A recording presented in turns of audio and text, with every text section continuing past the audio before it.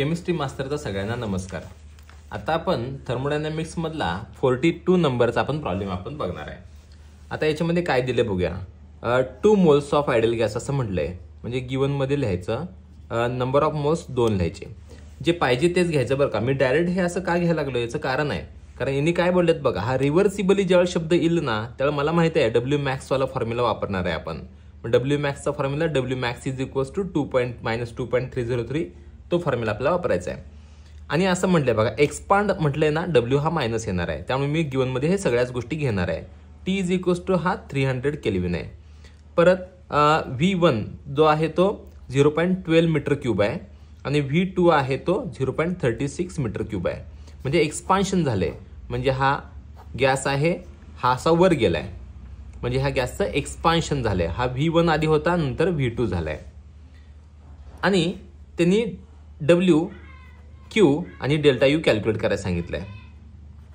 मग R ची value दिली त्यांनी, R इज इक्वल्स टू 8.314 दिलाय जूल पर केल्विन पर मोल।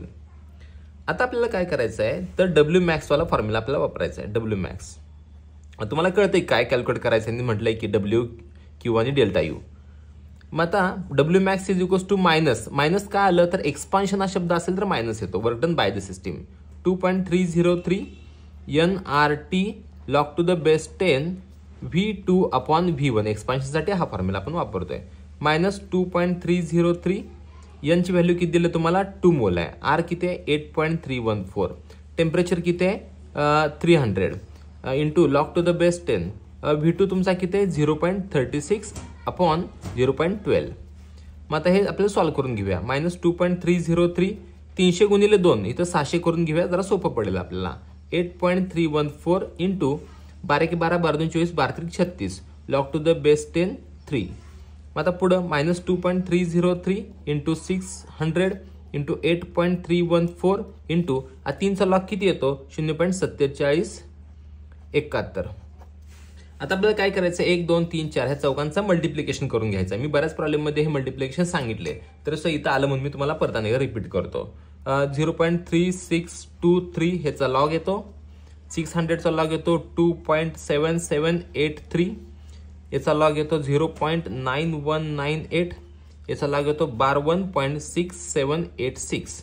ह्या सगळ्यांची सम करायची, ती सम येते 9837.3। ह्याचा बघायचा अँटीलॉग, ह्याचा अँटीलॉग बघताना 37चा 8 9 मध्ये बघायचा, तो अँटीलॉग येतो 5481। 3 पॉईंट आहे म्हणजे पॉईंट इथं येणार, म्हणजेच आपल्याला काय मिळाला तर W max is equals to minus 5481 हा जूल हा डब्ल्यू मॅक्स मिळाला। म्हणजे आपण याच्यामध्ये डब्ल्यू तर काढू शकलो, 5481 हा डब्ल्यू आला। आता ही प्रोसेस आहे ती आयसोथर्मल आहे। आयसोथर्मल प्रोसेससाठी टेम्परेचर असतो कॉन्स्टंट।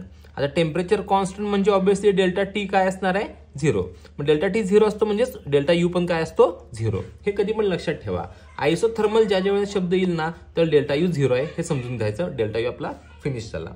आता फर्स्ट लॉचं मॅथमेटिकल इक्वेशन तुम्हाला माहिती आहे सगळ्यांना। काय फर्स्ट लॉचं मॅथमेटिकल इक्वेशन, तर Q is equals to delta U minus W हे इक्वेशन आहे। आपल्याला काय कॅल्क्युलेट करायचं आहे यातला, तर Q कॅल्क्युलेट करायचं आहे। मग डेल्टा यू तुम्हाला किती दिलाय त्यांनी 0, मायनस परत मायनस डब्ल्यू किती आपला 5481 हा डब्ल्यू आहे। मग मायनस मायनस प्लस झाला, मग Q is equals two plus 5481 joule हा तुमचा हीट मिळाला। ही हीट या गॅसला दिल्यानंतर हा गॅस एक्सपांड झालाय, पिस्टन वर गेलाय। डब्ल्यू मॅक्स मिळाला, Q मिळाला, डेल्टा यू मिळाला। एवढा सोपा प्रॉब्लेम आहे। थँक्यू।